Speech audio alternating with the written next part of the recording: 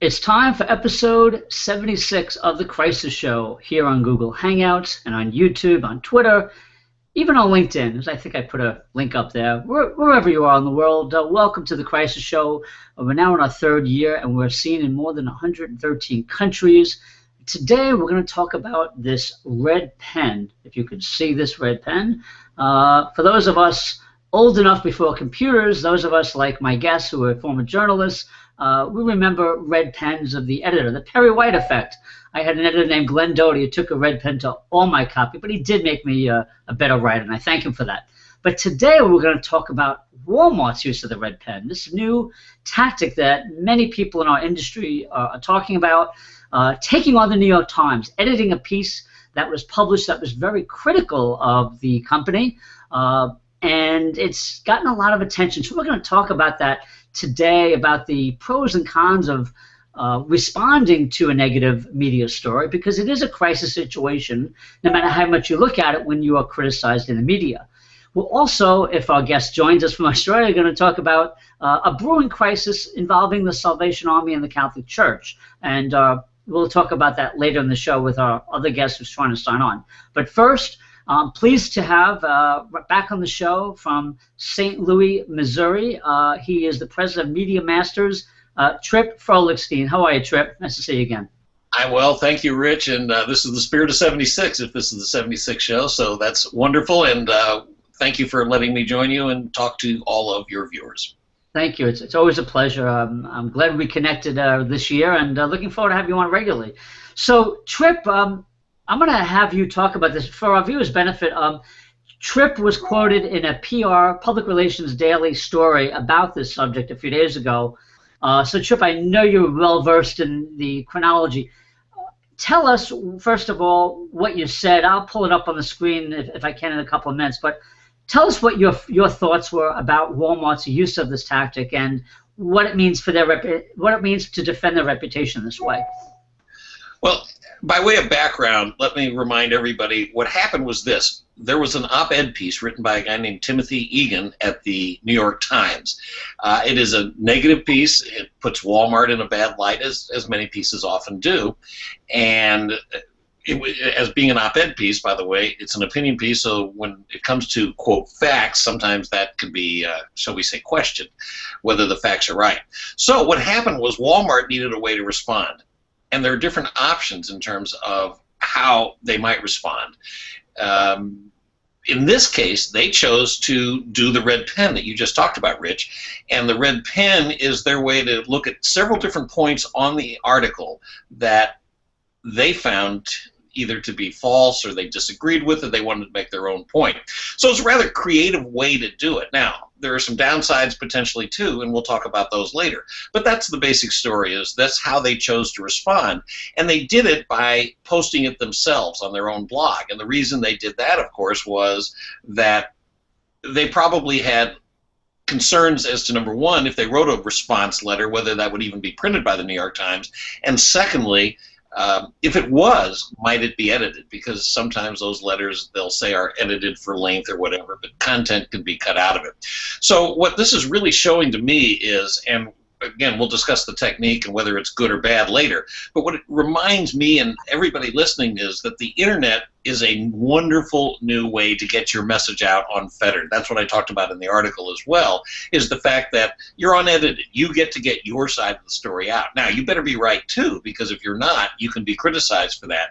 But the whole idea is it's your ability to reach the audience without a reporter editing you the way they want to do it.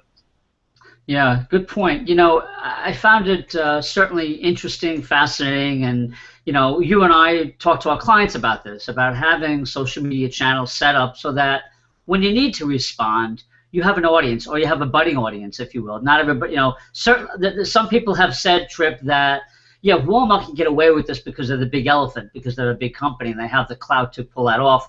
They have so many followers, they have people watching them. Whenever they sneeze, it's news.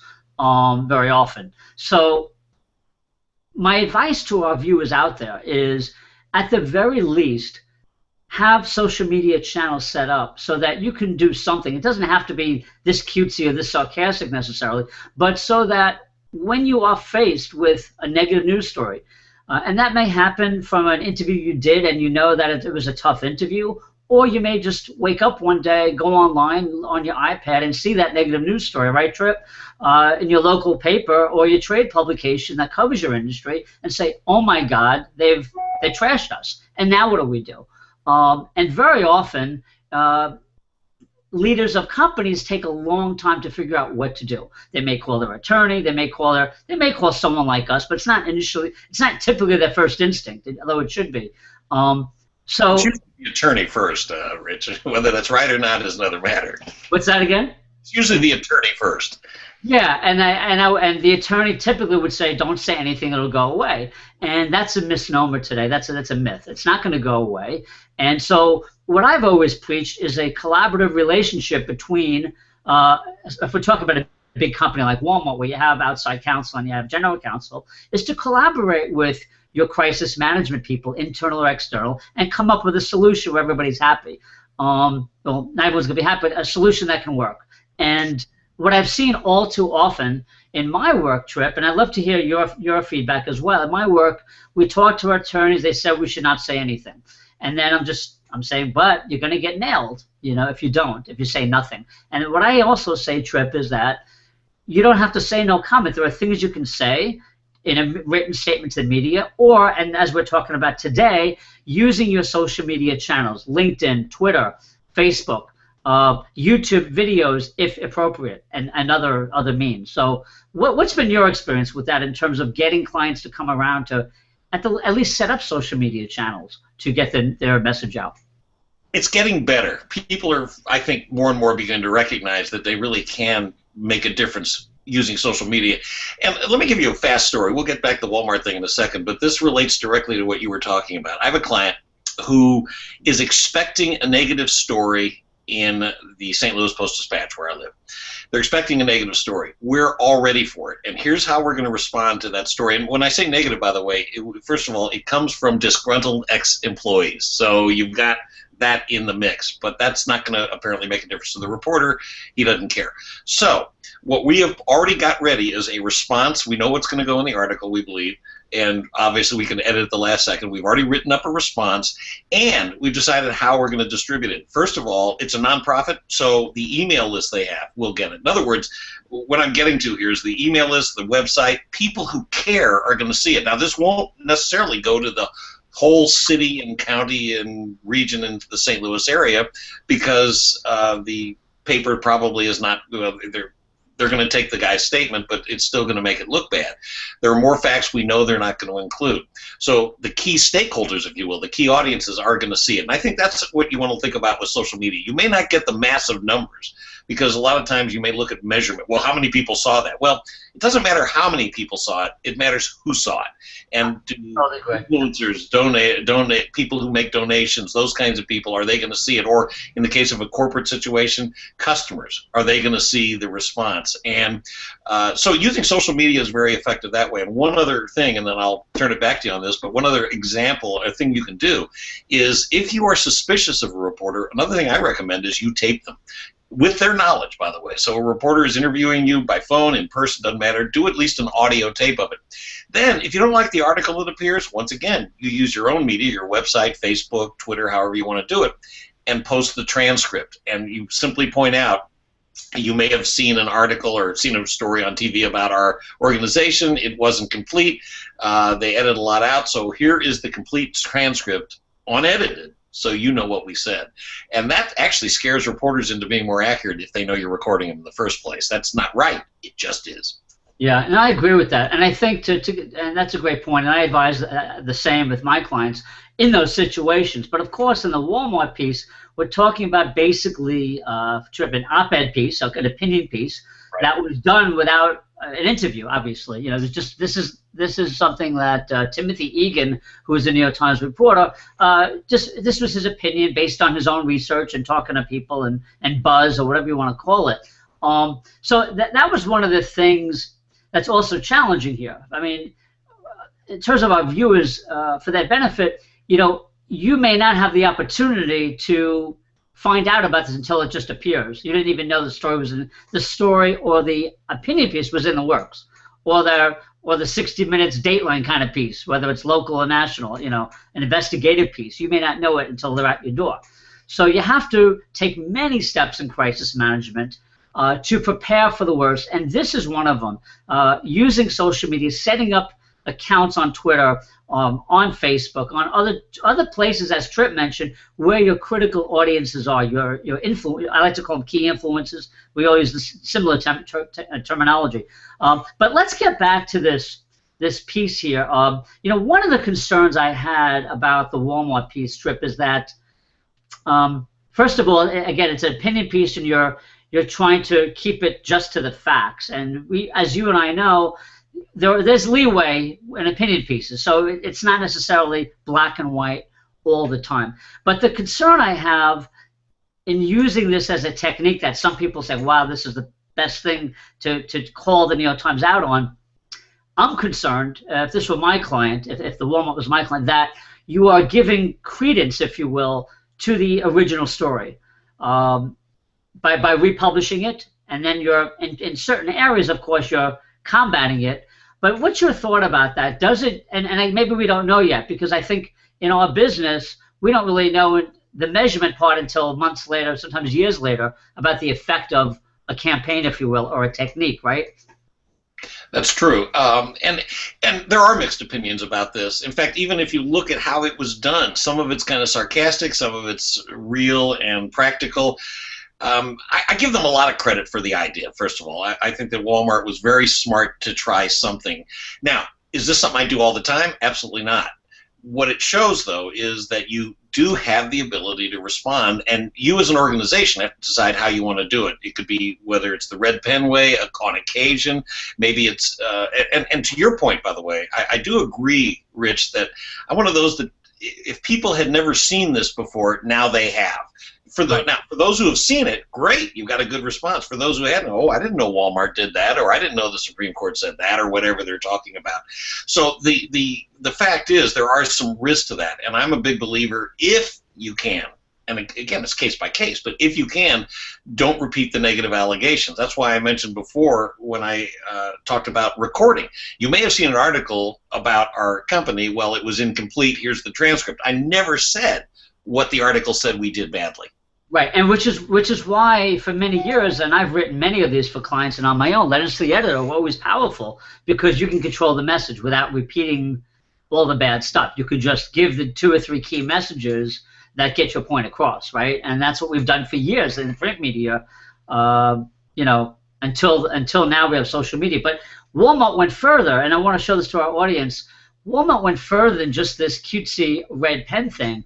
They also submitted a letter to the editor, which I'm going to put up now, from one of their employees who is identified as William Billups. He's a co-manager of a store in Chesterfield, Virginia. And so this is the part that's very interesting to me. It says, and this is, again, David Tovar, the head of communications at Walmart. Walmart has, for those of you who don't know, Walmart has a blog, and this is where they post this stuff. It's this one's titled The Corporate Daddy. So on Friday, we published a response to the opinion editorial, The Corporate Daddy, by the New York Times columnist Timothy Egan. We also submitted a letter to the editor written by Chesterfield, Virginia store co-manager William Billups. The New York Times has declined to publish it, so I wanted to share it with you here. So, by the way, I am impressed that they got a response from the Times so fast. I never got a response that fast when trying to get a letter to the editor published. Usually you'd wait a few weeks to see if it was going to go. I have a feeling that Walmart would have done this anyway. What do you think, Tripp? You mean done what? Right. In other words, not wait for the Times to publish it, but say, hey, you know what, we're going to get this out. We're going to assume they're not going to publish it, and let's put it on our blog. Do you think they actually got a response?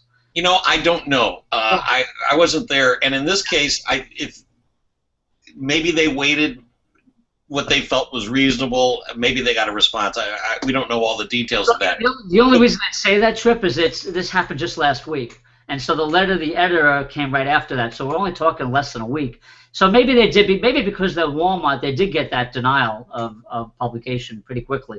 But for me, and just for a viewer's benefit, don't expect an answer that quickly when you send a letter to the editor, and especially a big newspaper like the Times. So, but go ahead, Tripp. I'm sorry.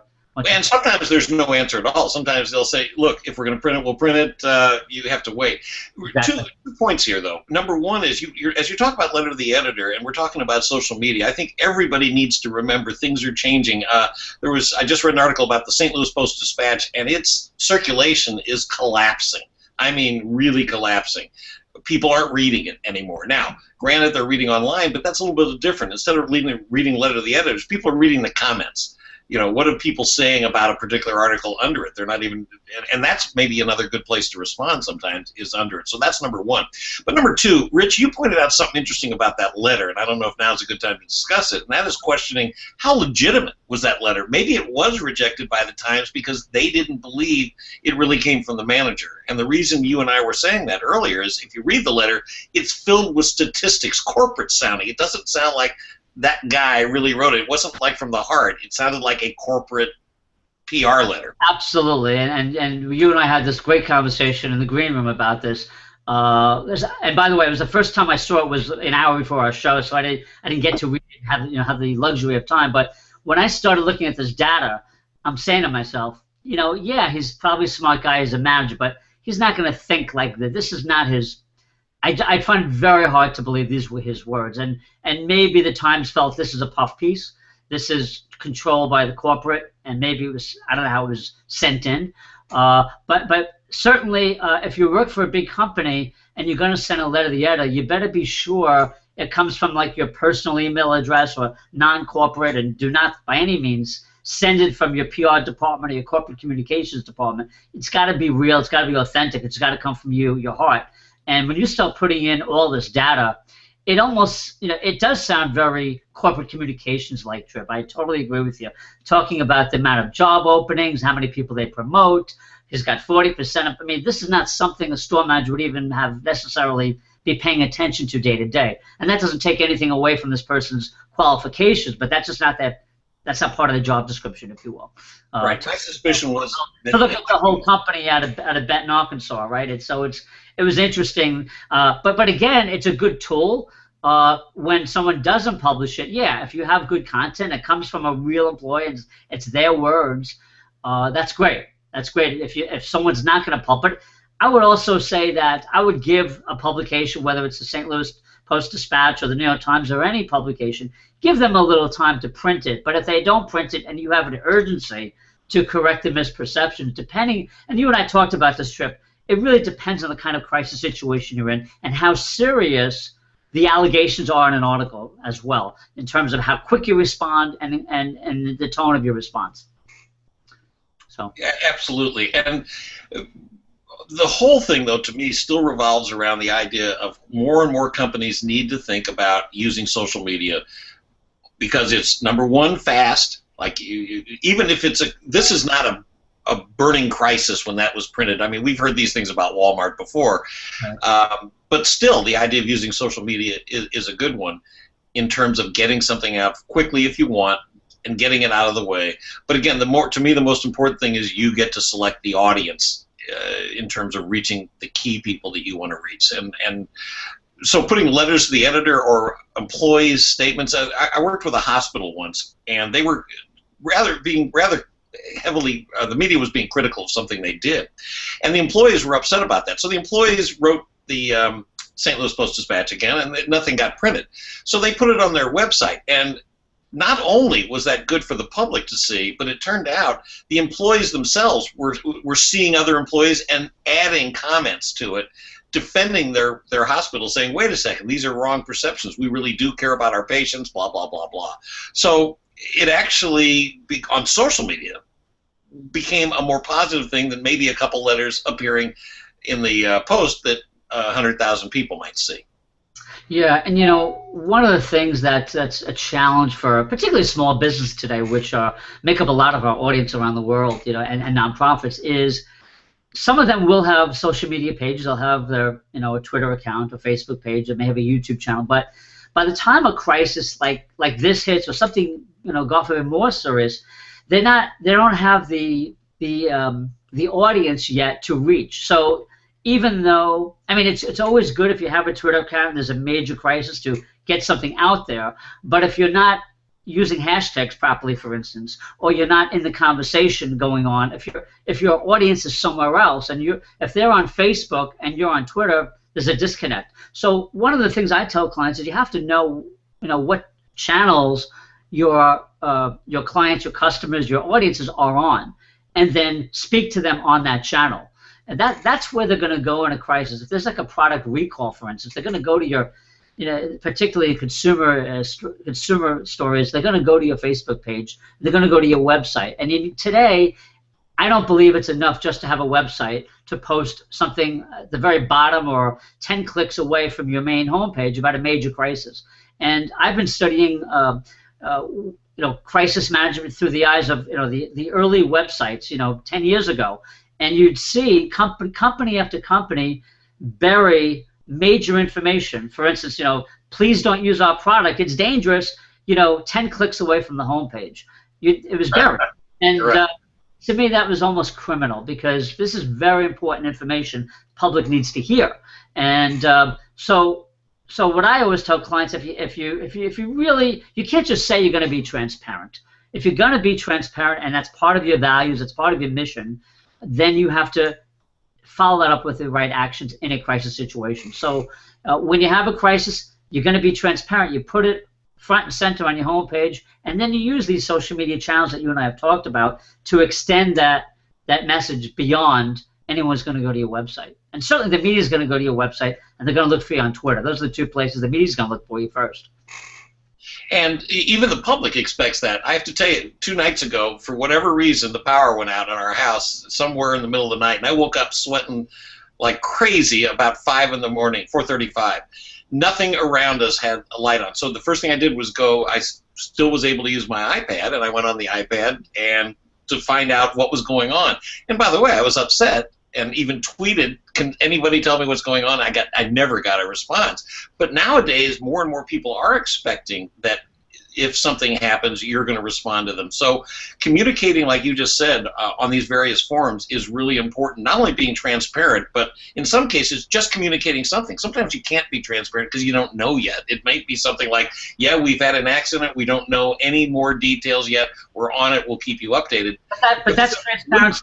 But that's transparency. That's saying something. That's a good start. Yeah.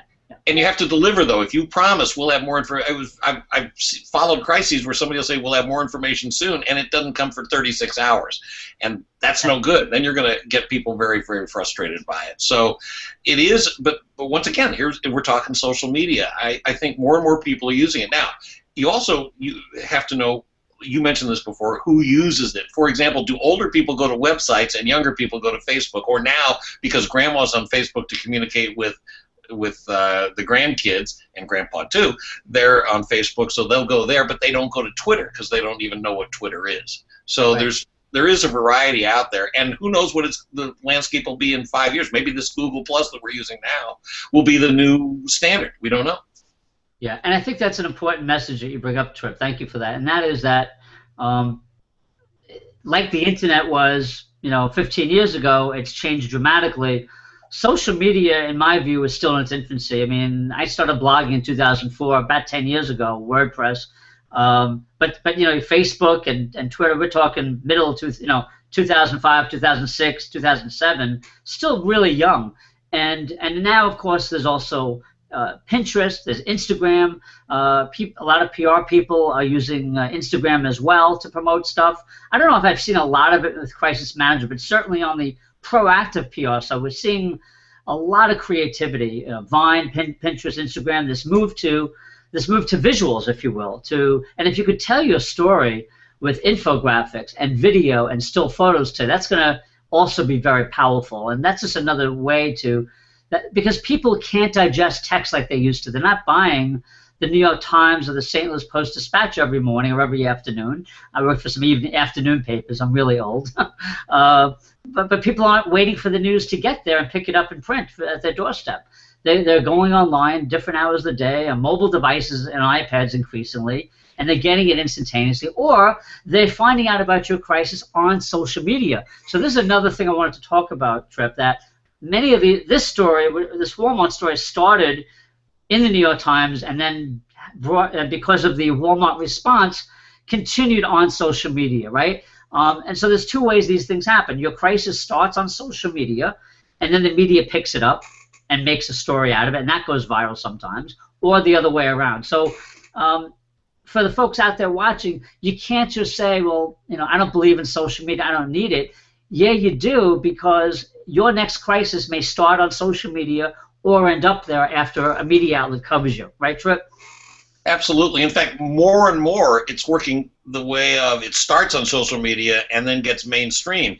And then you get surprised if you're not paying attention to social media, which is why monitoring social media, not only during a crisis, which makes sense, obviously, but even just in general. Do you have a hashtag for your company name, and do you have TweetDeck or TweetBot or some of those things that monitor and look for your references to your company or your organization? Because it's out there nowadays. Yeah, and the other thing that I've been using for years that I also like is Google Alerts. I find them very helpful.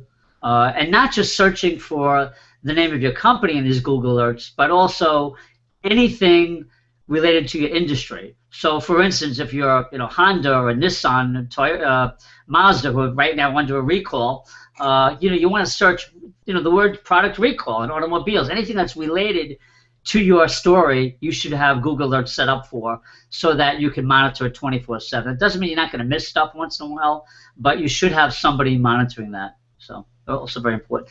Tripp, on this topic, since we are talking about social media, one of my pet peeves, and I've talked about this probably ad nauseum on the show, but so I'd like to get you, but I don't know if I've talked about it with you as a guest, and that is the separation, if you will, of social media from the rest of the company. For instance, many companies, not all, but many companies I've seen will have somebody running their social media. So that person maybe set up their Facebook page, they set up their Twitter account, a YouTube channel, and that person is sending out the messages that the company wants to broadcast and having conversations with customers, disgruntled and otherwise, on places like that we just talked about.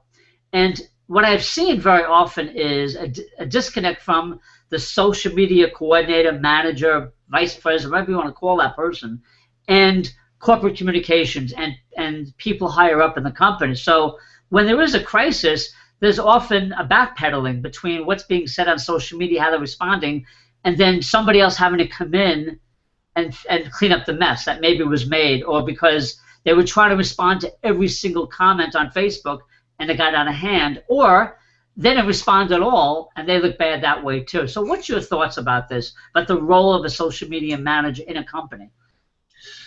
It's a department in corporate communications, is how it should be, where they all work together. In fact, I'll give you an example. One of the gas company in St. Louis, Laclede, has a really effective communications department. They all sit together. Social media is right next to the traditional media person, and they meet every day and say, what are we doing today and what are we talking about?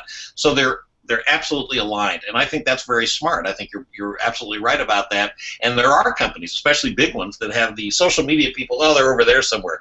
It's time to bring them in and seat them next to they now have a seat, or have to have a seat at the table. Yeah, and that's a great point, and certainly we're not inside of these companies, but I think by, in my analysis, at least my own analysis of these, because I look at this every week for the show, I'm looking at social media to see how people are responding, and then I'll look at maybe a statement they released to the media, and it may be different, or maybe that statement they released to the media was just to that media outlet that asked for it, and you're not seeing that unification, that consistency across channels. And I'm wondering, Tripp, what you think about that. And maybe it's just me, and maybe it's just you in this business, we pay attention to that, but is there a perception issue, a reputation issue, if you're like quietly, sending an email message back to the big media outlet that asked you a question, but not making that public? Do you have a problem with that, or is that just me? It's a case-by-case basis. I can argue if there's only one media outlet asking a question, why do I want to publicize it everywhere? But once a major crisis hits where everybody's there, I absolutely believe in consistency, because anything you say could get out there anyway, including what you say to your employees. So in fact, I say what you tell your employees, you tell the outside world too, because some employee, especially under duress, is going to tell the outside world anyway. So if you're saying one thing here and another thing here, you're going to end up regretting that later in terms of your reputation, and potentially that can impact sales, or just even if it's the overall brand is tarnished a little bit. So I think that consistency is important, and that's always my recommendation, is put the same thing out pretty much everywhere, with a minor exception. I'll give you an example.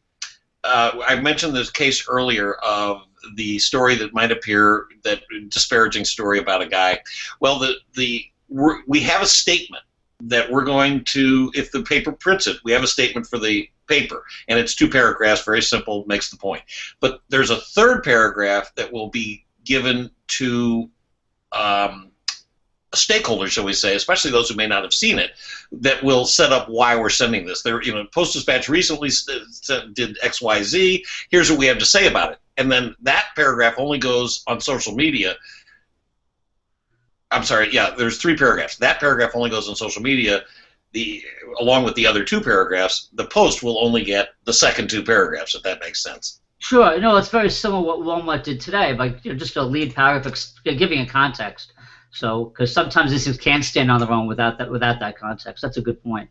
But other than that, the statement itself is the same. That's the key. It's the context for those who aren't familiar, because the paper or the TV station, whoever you're responding to, they already know the context because they did it in the first place. Yeah. That's interesting. I didn't plan on doing this story, but by the way, folks, just a quick holding pattern for the moment. We were expecting to have a regular on the show, Jane Jordan Meyer from Australia, to help us talk about this Salvation Army situation. Jane has had some problems connecting with us. We still hope she can join us, but if she doesn't, we'll be sure to hopefully get her next week or the week after to talk about that story. So I apologize. We've been trying for a while to get her. It's very early in Australia, and I'm not sure what's going on over there. We've been trying to get her on by email, but nonetheless, we'll have her back on for those of you who are tuning in for that story. We will have Jane on either today or the next week or so. So I apologize for that. But Tripp, since we don't have Jane, I've been watching this story over the last week or so about Kentucky Fried Chicken, and this interesting. I thought, if it's okay with you, I think it's a good story. It's kind of related to this whole social media stuff and media. Folks, for those of you who haven't been paying attention to the news, this little 3-year-old girl who was apparently injured by a pit bull attack, I guess about a year ago. And what happened was her grandmother started this Facebook page telling her story about, and also a fundraising page. I think it's called I don't have it in front of me. I think it was GoFundMe. I could call it up in a minute. But basically, she was trying to raise money for her granddaughter's medical bills. And one of the posts on Facebook last week was that her daughter was at a Kentucky Fried Chicken outlet, I think it was Mississippi, and that one of the employees told her she had to leave because she didn't look attractive because she had marks on her. I mean, I'm paraphrasing here. I don't remember the exact words, but basically that started this whole viral media and social media story that turned this Facebook page from a couple of hundred likes to thousands of likes within 24 to 48 hours. Fascinating story alone right there. Fast forward to yesterday, Kentucky Fried Chicken says that it did its own investigation. I guess they looked at the video cameras of that store to see if these people were even there, and said they weren't even in a Kentucky Fried Chicken. So now the question becomes, was this whole thing a hoax? And it's been reported as such, that this was entirely a hoax set up by the grandmother to try to get money. What's interesting about that is that Kentucky Fried Chicken agreed to donate $30,000 to this little girl's medical bills. In addition to that, the website, which was taking donations, let me just call it up. I think it was Go ahead, Tripp. Yeah, you just cut out. I'm sorry, you went silent for a second. Oh, my apologies. I'm gonna call it up here. I think it's just an interesting because it's interesting why you're talking and doing that, because I am looking right now at a Fox News report in which the lead line is "Little Victoria is a victim again, no matter how you look at it," and it talks about the fact that the local paper in Jackson, Mississippi, the Laurel Leader Call, has reported it as a hoax. But you're right. They still said they're going to pay the $30,000, and apparently other people, some of the surgeons, still said they would offer free help.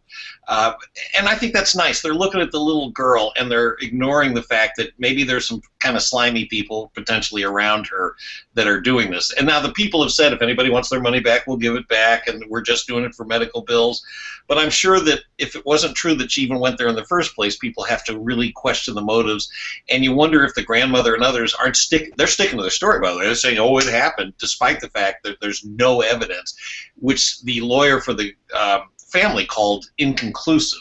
The report was inconclusive because they didn't find any evidence. The whole thing, and I've got to tell you, I feel bad, and so do a lot of people feel bad for KFC. I saw a report on CNN just today in which they had people saying, well, wait, if this is true, people shouldn't do that, and I feel bad for KFC. And I think it's ironic that if people do try to, the original thing looked really bad for KFC, but if people have been trying to take advantage of the situation, the big corporate, big money kind of situation, KFC's going to benefit in an odd way by this because people are going to come bad for it. They really turned a negative situation to a good thing. First of all, I don't know if I agree.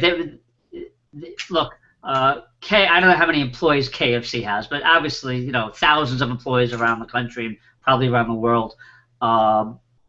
So this was certainly falls into the category. I mean, let's pretend for a moment that this did happen. Okay, let's use it as a case study right here on the show.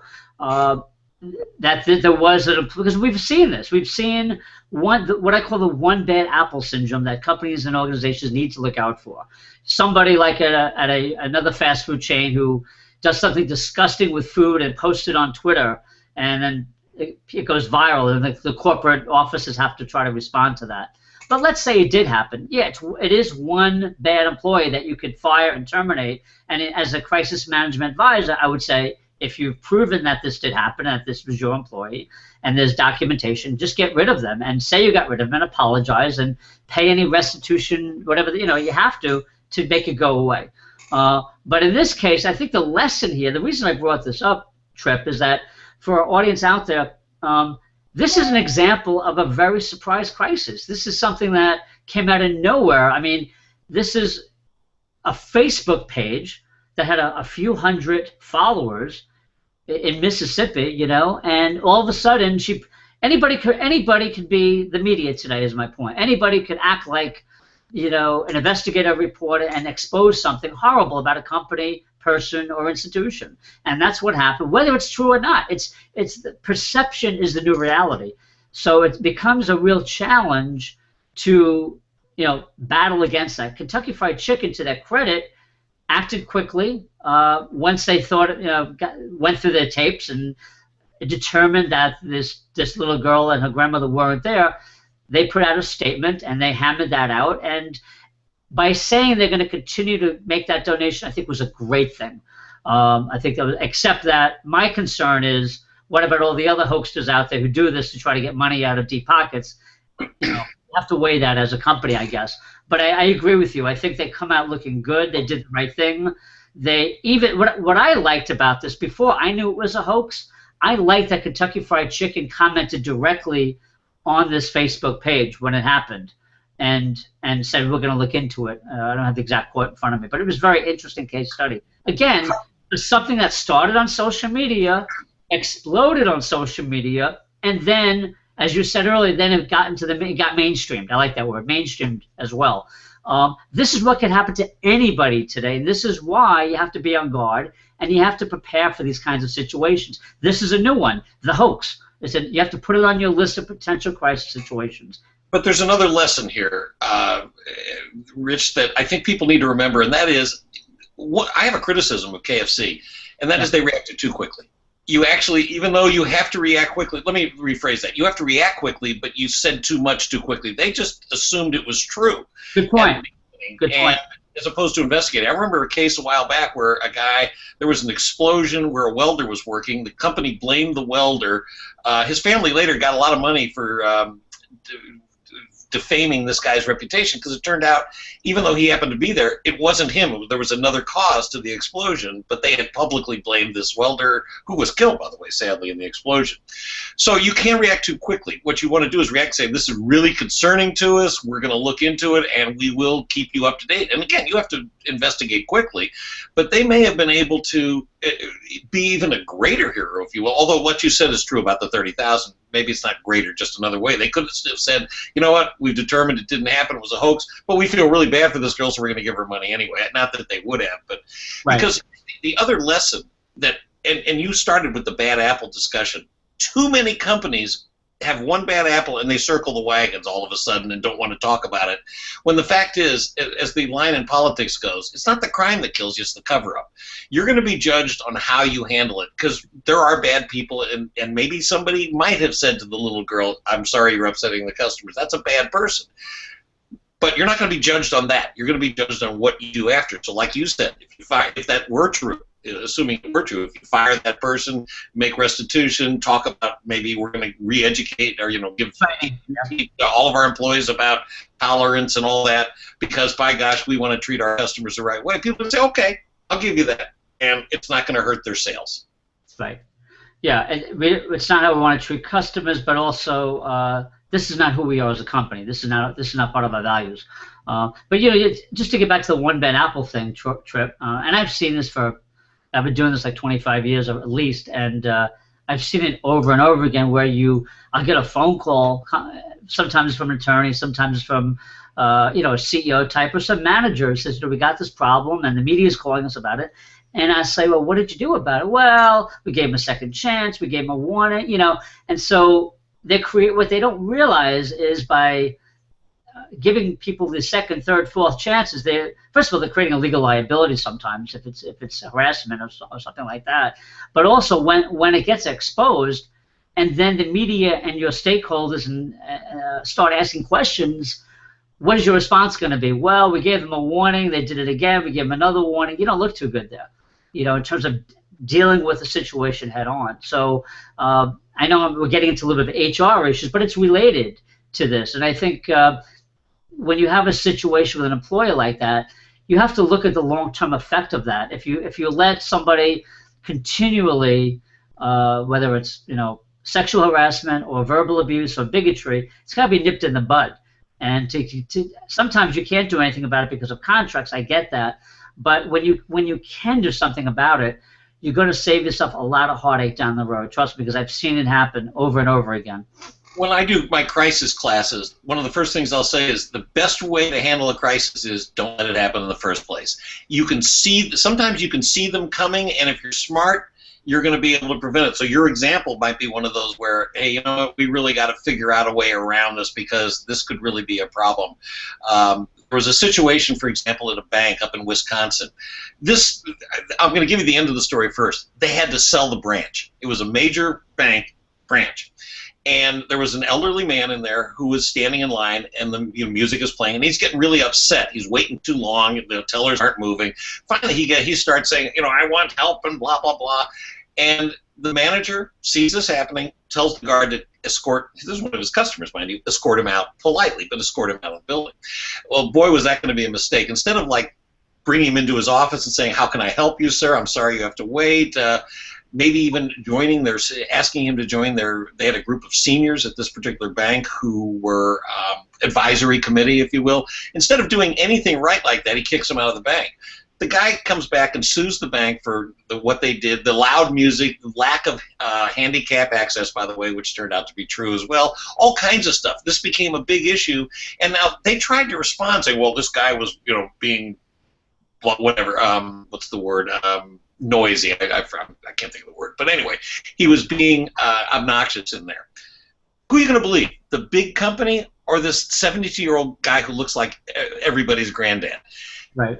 They sold the bank. People left the bank in droves. They had to sell it, and that was a preventable crisis. That's an interesting case study. I have to look that one up. That's very interesting. The fact that it went that far in damage, very interesting. Very interesting. Yeah, I mean, cold one. I will grant you this. It's at least 15 18 years old because I've been telling the story for a long time. It's an interesting story. Yeah, I mean, just to reiterate what we're both talking about here, folks, is that there are many situations where you may say, well, we didn't see it coming, but like many of these are what we call slow burn crises that just haven't been dealt with until it's almost too late. Very often we'll get the call at the 11th hour and say, help us fix this, when if you had called us early in the process, we could save a lot of headache, a lot of reputation, and possibly revenue, because as we all know, this stuff matters. It does impact the bottom line more often than you think.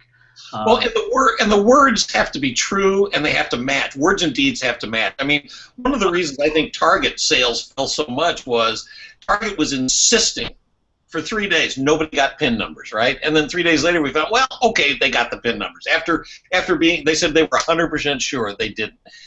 Once again, maybe they were looking at things too quickly, and in a crisis you have to move quick, but you also have to take the time to get all of the facts.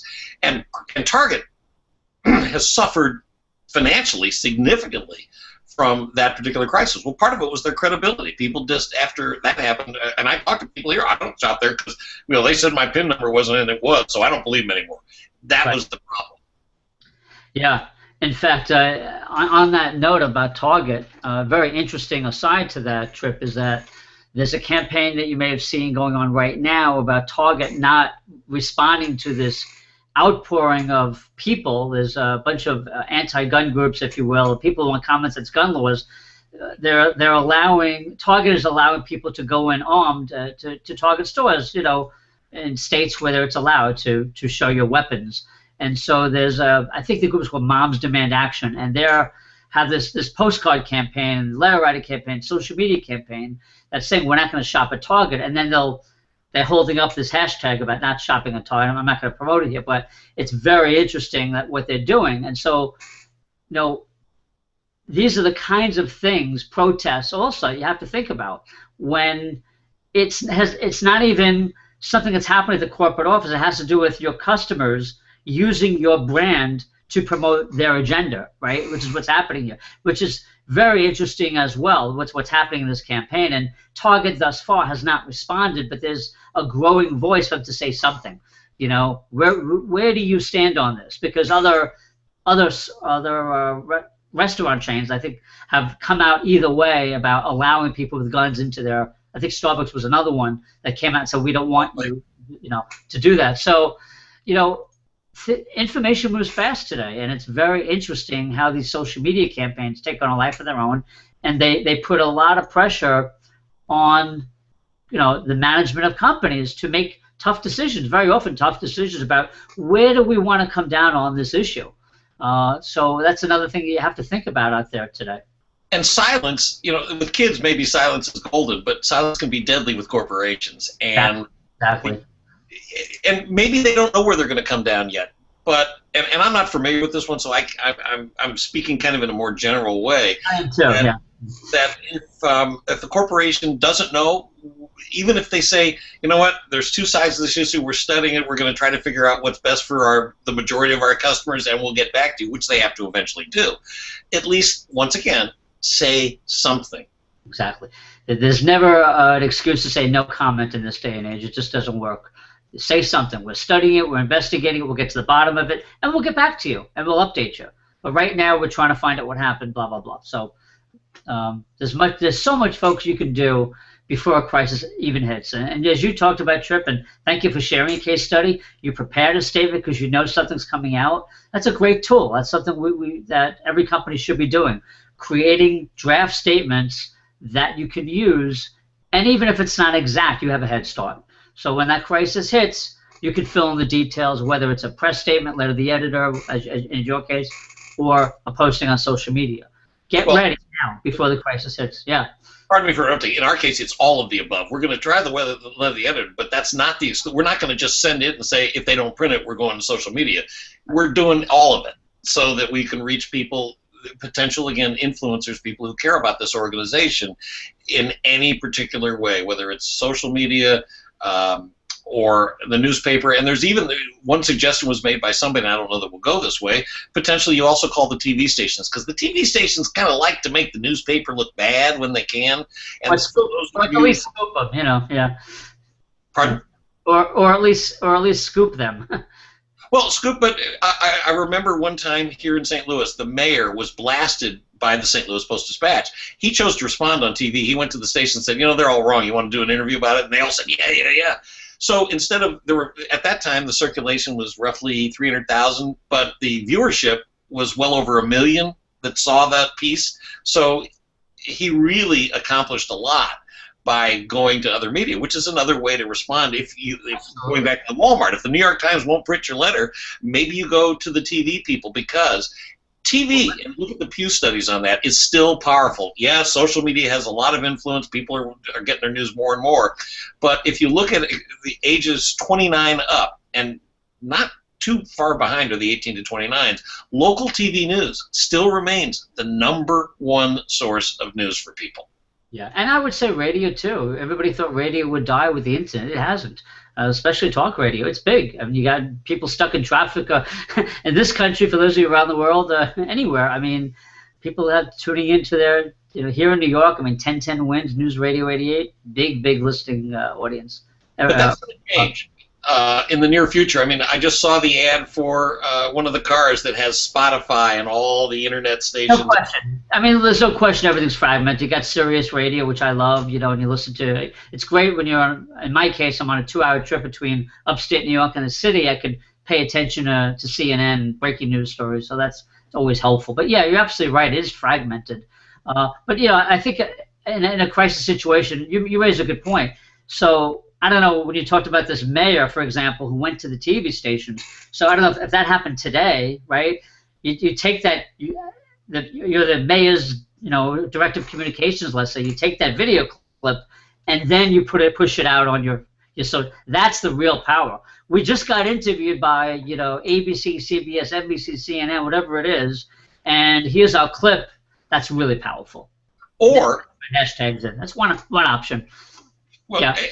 I didn't mean to interrupt you, but when I said or, what you say is absolutely true if that works that way. But you also have the other way, where if you, at least get some coverage, if you produce your own. A few weeks ago, we talked about Mary Barra and GM, who is interviewed on Today's Show, interestingly, tomorrow. Well, that her talk to the troops, if you will, at GM is what they posted on YouTube, and that was all that the media had to use. So they had to use what GM provided at that point until she went to congressional testimony, and then that was a whole other thing. Yeah, a whole other story. But that's a great point. So I guess to wrap up, Tripp, the point is that you have a lot of tools out there. Unfortunately, though, many companies and organizations aren't taking advantage of these tools. The tool that we're using right now, that I've been using for more than 2 years on this show, is a great tool to broadcast. I couldn't have done this show 2 years ago. I barely could do it now. The technology, for a lot of different reasons, but the technology is evolving so that we can talk about these issues and have an audience around the world. And you just couldn't do that as recently as 2 years ago. So there are tools out there like Skype, like Google Hangouts on Air, like live streams, all kinds of ways that you can be your own TV station and broadcast things that you need to get out. That can be used proactively when you're promoting a product or service or issue, or to, like we've talked about here, responding to all kinds of crisis situations. And the more serious crisis situation you have, the higher up the food chain that spokesperson should go, in my opinion, as well. And that's the time you put somebody on video. So there's a lot to learn about this stuff. It is evolving. Every day we're seeing another news story about another social media company that's being bought, merged, or sold. Today there was a U.S. Supreme Court decision about broadcasting information over the internet. Copyright issues you have to be aware of as well. So a lot to think about. I love the technology, Tripp. I'm having fun with it. I just hope that our viewers out there who are reluctant to use it have more of an open mind and start to connect the dots between using these technologies to help their business, because there is a direct connection between using this stuff, whether you're in a crisis or not, and building your reputation and defending your reputation. Absolutely. And I want to, you mentioned the higher up in the chain you have to go. I do want to mention one thing, though. Make sure you get the right person. Sometimes even though the CEO is the right person, he or she isn't the right person. They just can't communicate. You know, there was a listeria epidemic, or problem, I should not epidemic, but a listeria infection in Canada, and the CEO of Maple Leaf went on, said all the right words, but he was so flat in how he came across. It didn't quite work, and maybe somebody else in the company would have been a better person than him to do that video. So you never, case by case. I will differ with you slightly and say that it's always best to have, in the most serious crisis situations, I want the CEO or president to be up there. But I'll preface it with saying, you got to hire someone like Tripp or myself to get that person media training. And if you could accomplish that, if you have the time to get that person media trained, they can come across much better. It takes some time, and sometimes it takes a few sessions so they get it right. But you need to rely on outside help often to do that, so that when your CEO or president is in a situation like that, they can go in front of the camera more comfortably. I mean, I got to tell you, you and I talked about Mary Barra. I think she's still very nervous in front of the camera, and I have a very mixed review of her responses. She can get up there and say, I'm a mother, but it just still doesn't feel authentic to me. So I don't know what it is. There's some kind of disconnect in the sincerity. She's gotten a little better, and I think it's different whether you're on Capitol Hill versus surrounded by microphones outside the testimony room. I don't know. Well, on the other hand, she recently was approached at a car show, right? And the media comes, and then she sneaks out the back. Didn't want to talk to him. So when you have actions like that, the worst. We come back to what we talked about before, words and deeds. People are looking at both of them together, and you might have the right words, but if you then want to sneak away and not talk to the press when they start asking questions, that can hurt your reputation and ultimately hurt your sales. Absolutely. Yeah, body language and actions and things you're going to do have to be in sync with what you're saying. Absolutely. And you have to make sure you meet those deadlines. If you say to Congress, we're going to get you that information, or we're going to get you that report, they're going to hold you to it, and so is the media. So today especially, people aren't going to forget about that stuff because it's all recorded. It's all recorded on little devices like this very often. So anyway, is there anything else you want to add to that? This is a kind of a free-flowing discussion, but it's good. I think we want to do our best to educate our viewers about these issues. Anything you wanted to add before we wrap up, Tripp?